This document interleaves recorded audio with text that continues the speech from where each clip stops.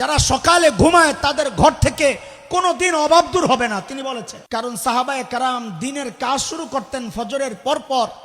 নবী আলাইহিস সালাম যারা সকালে কাজ করে তাদের জন্য বরকতের দোয়া করেছেন। আমাদের জন্য দুর্ভাগ্য, আমরা সকাল ঘুম দিয়ে শেষ করি, বরকত আসবে কোত্থেকে? শেখ ইবনুল কাইয়িম রহমতুল্লাহ আলাইহি জাদুল মাআদের মধ্যে আসছে, যারা সকালে ঘুমায় তাদের ঘর থেকে কোনোদিন অভাব দূর হবে না তিনি বলেছেন। বিশেষ করে মাদ্রাসার ছাত্ররা আমরা সকালে একটু না ঘুমাইলে সারা দিনটা বেকার। বলে ভাই নাস্তা করছো? বলে হ্যাঁ করছি। বলে কি দিয়া নাস্তা করছো? বলে ঘুম দিয়া। কি দিয়া? এমনই তো আলোচনা হয়। পরদিন সকাল ফজরের পরপর সাইয়্যিদিনা ওমর বুড়ির বাড়ির দরজার সামনে যায়া দরজা নক করে বলে, বারে আপনার ঘরের কাজগুলো করার জন্য আমি ওমর ইবনুল খাত্তাব হাজির। বুড়ি ভেতর থেকে জবাব দেন, বাবারে প্রতিদিন যেই আল্লাহর বান্দা আমার ঘরের কাজগুলো করেন তিনি ইতিমধ্যেই ওই কাজ করে চলে গেছেন। ও দোস্ত, কখন? ফজরের পর আইসা হযরত ওমর কাজ পায় না। হযরত ওমরের মাথায় ঢুকছে কাজ করাই লাগবে আমার। পরদিন আসছেন ফজরের আজানের ওয়াক্ত, দরজা নক করে বলে, মারে আপনার ঘরের কাজগুলো করার জন্য আমি ওমর ইবনুল খাত্তাব হাজির। বুড়ি আজকেও জবাব দিচ্ছেন, বাবারে প্রতিদিন যেই আল্লাহর বান্দা আমার ঘরের কাজগুলো করেন তিনি ইতিমধ্যেই তো কাজ করে চলে গেছেন। কখন? আজানের ওয়াক্ত। হযরত ওমর চিন্তা করলেন তাইলে আমাকে আরো সকালে আসা লাগবে। ওই চিন্তায় হযরত ওমর পরদিন তাহাজ্জুদের ওয়াক্ত বুড়ির বাড়ির সামনে দরজা নক করে বলে, মারে আপনার ঘরের কাজগুলো করার জন্য আমি ওমর ইবনুল খাত্তাব হাজির। কখন? কখন? তাহাজ্জুদের ওয়াক্ত চিনেননি আপনারা? কখন?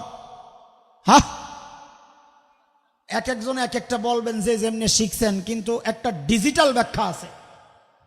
ডিজিটাল ব্যাখ্যা হচ্ছে এই সময়ের যুবকরা পোড়া কপাল, হতভাগা, দুর্ভাগা, মোবাইল, ফেসবুক, ইন্টারনেট বন্ধ করে যখন ঘুমাইতে যায় ওইটা হইল তাহাজ্জুদের ওয়াক্ত। সারা রাত সজাগ ঘুমাইতে যায় তাহাজ্জুদের ওয়াক্ত। সবচেয়ে কপাল পড়ছে হইল রাতের চোর, যারা রাত্রে যারা চুরি করে এগো কপাল শেষ। যেই ঘরেই রাত্রে চুরি করতে যায় দরজার ফাঁক দিয়া দেখে মানুষ ঘুমাইছিনি এমন কোন ঘর পায় না। যেই ঘরেই যায় যায় দেখে কেউ না কেউ আসমানের দিকে হাত তুইলা মুনাজাত ধরে বয়ে রয়েছে। কথা ঠিক? পোড়া কপাল কোথাকার। তাহাজ্জুদের ওয়াক্ত হযরত ওমর যায় হাজির। মা কাজ দেন, কাজ। আজকেও হযরত ওমরকে অবাক করে বুড়ি জবাব দিচ্ছেন, বাবা প্রতিদিন যিনি করেন তিনি তো কাজ করে চলে গেছে। কখন এটা? তাহাজ্জুদের ওয়াক্তে যায় হযরত ওমর কাজ পায় না। এইবার হযরত ওমরের টনক নড়ছে, কিরে ভাই আমার কাজের দরকার নাই, আগে এই বুজুর্গ বাইর করা লাগবে। কে এই লোক এই গভীর রাতে এসে কাজ করে? পরদিন এশার নামাজের পর সাইয়্যিদিনা ওমর ইবনুল খাত্তাব রাদিয়াল্লাহু আনহু বুড়ির বাড়ির সামনের এক ঝোপের আড়ালে চুপচাপ বসে আছেন। দেখবেন এই গভীর রাতে কে কাজ করতে আসে। হযরত ওমর লক্ষ্য করলেন এক আল্লাহর বান্দা খালি পায়ে পা টিপে টিপে চোরের মতো বুড়ির বাড়ির দিকে আগাইতেছে। হযরত ওমর রেডি, আসেন। যেই না সামনে আসছে হযরত ওমর দাঁড়ায় গেছেন। মানামতা, হাই কে আপনি?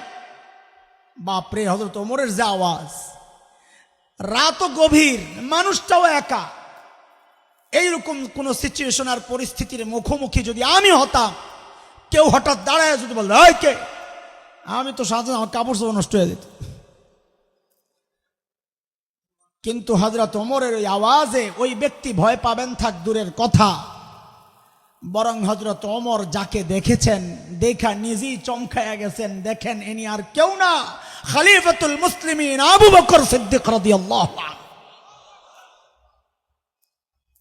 হযরত ওমর তো অবাক হয়ে গেছেন, আবু বকর আপনি? আরে আপনি পায়ের দিকে তাকায় দেখে জুতা নাই। হযরত ওমর আবু বকরকে বড় মহাব্বত করতেন, লাইগা থাকতেন। লাইগা মানে বেশি আমল করার লাগা, এটা গুতাগুতির লাগা না, প্রতিযোগিতা, বেশি আমল করবে। এই আবু বকর, সুফিগিরি দেখান, জুতা কই, খালি পায়ে আসছেন কেন? আহারে সরল সোজা আবু বকর জবাব দিচ্ছেন, ওমর, জুতা পরলে চটচট আওয়াজ হয়, মানুষের ঘুম নষ্ট হবে, মানুষের ঘুমের ব্যাঘাত ঘটবে, এই জন্য আমি জুতা খুলে আসছি। ইসলামী শাসন ব্যবস্থার সৌন্দর্য এগুলা। শীর্ষ ব্যক্তিত্ব জুতা খুলে রাতে হাঁটে যেন জনগণের ঘুম নষ্ট না হয়, অথচ ঘুম তো দূরের কথা, জনগণের জানের তো কোনো নিরাপত্তা নাই।